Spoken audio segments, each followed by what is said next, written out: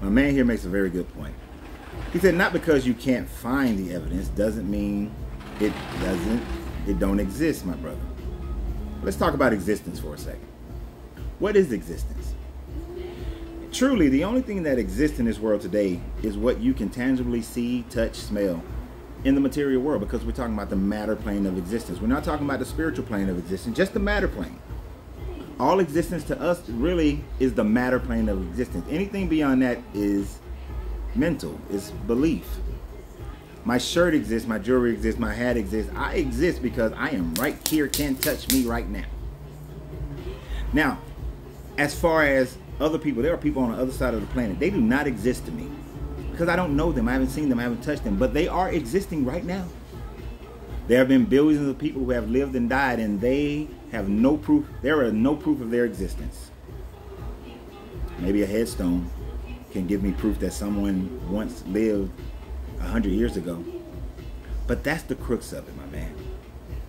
When you want to say that a big event happened, when you want to say that certain people in history existed, and you only have one piece of literature that lets you know they exist, that is not enough. When you look at the way that we prove existence of things, that, or if an event happened, is that we first look for archaeological evidence. We look for geological evidence.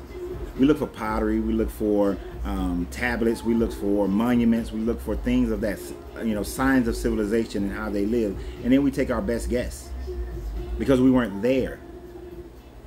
So unless they spell it out. And then it depends on how much of that information we find. Do we find enough to back up a similar mindset? Or do we just find one piece that tells you the mindset of that one writer or that one pottery maker? You see, literature is one of the last things that a true scholar will look at for evidence of something happening.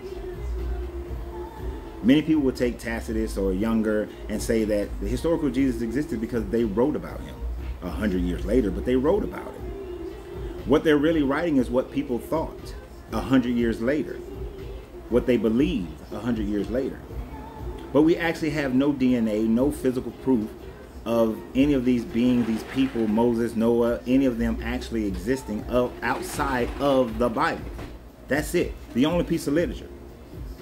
And as I said before, most archaeologists will take literature to be one of the last things they use to prove existence of anything.